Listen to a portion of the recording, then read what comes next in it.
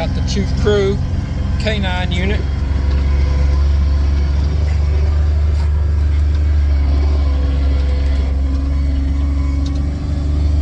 Hey YouTube, it's Bobby Minshew with KCA Homestead. I haven't done a real formal video lately, been doing a lot of shorts. Life's been busy. The gnats and mosquitoes are really bad after all the rain we've had here in Leon County, Texas. Just wanted to show y'all a little project I built. I didn't do a how-to or DIY because I had no idea what I was doing when I started out. I am fairly happy with it. It definitely has some design flaws, but what it is a portable generator shed. It's to protect our Duramax 13,000 watt, basically a whole home generator that runs our new house, which is right there behind me. It'll run the AC and everything. And we have another Duramax, I think a 12,000 watt portable generator on the other side of the house that runs our well house where the freezers and everything are, and our two cabins that our guests stay in and that we use for storage. So hopefully we won't need those, but you never know in this crazy world when you may wake up and find yourself without power for the rest of your life. Hint, hint. Let me show you this little project. I just made it out of plywood, some scrap metal, and some other scrap parts. I'm gonna try to film this the best I can one-handed here. Alright, of course the wife was not impressed with the generator shed until I put up her new rain gauge. Thank you, Community National Bank and Trust of Centerville, for the awesome gift. So here is the portable generator shed. As you can see, it's in close proximity. You may not want to put it this close to our propane tank. I have a connection going off of the main line that runs to the house. A little T, if you will. It has a shut-off valve. I bought hoses and connections on Amazon. I've got extra hose in case I need to get the generator out of there.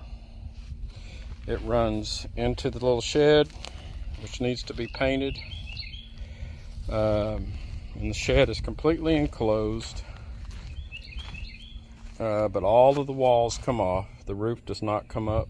I started to hinge the roof, but decided against it. It was just too much trouble for the few times I may need to unhinge it.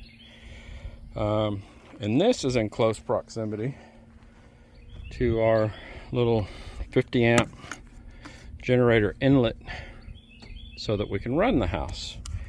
And I'm not going to go into all the details of that, but you do need to have a professional install a generator thingamabobber so that you don't send power back down the lines when they're working on the lines. So make sure you call an electrician and figure out how to do all that.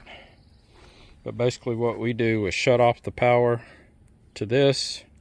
Actually, the power will be out because of the power outage, but we go ahead and turn it off with the main breaker switch in there just to make sure we don't send any power into that box going backwards. And then the breaker box, our main one in the house, is right there inside my office, and we turn it off, get the generator running, and then we turn on the breakers that we need during a power outage one at a time so it's not too hard on the generator. So what I have here, and I've got the bolts and screws off for the sake of time, little wing nuts and washers basically. Sorry, had a little break-in service. So the generator is inside there, and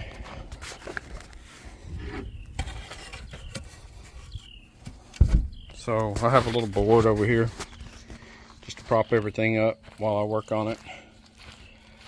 So what it is I've already got my propane from the bottle attached right here. Already plugged into the propane inlet right there. Generator's off, of course. It is electric start, so you turn on the battery, see the red light, you know your battery's good. But what I did just now to make sure it stays good is I have a 12 volt solar panel up here. It's not permanently mounted. It's on a heavy piece of 2x6 or 2x8, and I have it clamped onto the battery, which is behind that panel right there. So then all I have to do is take off the sides. Actually, the back side is where the muffler is, so I'll take off the back side. So I have another portable propane bottle here that I can use. But I'll take off this back side, and it's got wing nuts and everything. Pull it off and just set it aside so that this can vent. And then I can open these sides as well. Same setup with the bolts and the wing nuts. But we ran it, test run for about an hour. It didn't overheat. All we had was the top lifted up right there and the back off. And it ran fine because the muffler is back here on this side blowing this way. But if it did get too hot, you could take off one of the sides just to give it more ventilation, or you could install a fan hooked up to the battery or something like that. I had some scrap metal left over from our home build, and I used that for the roof. And that's really about it.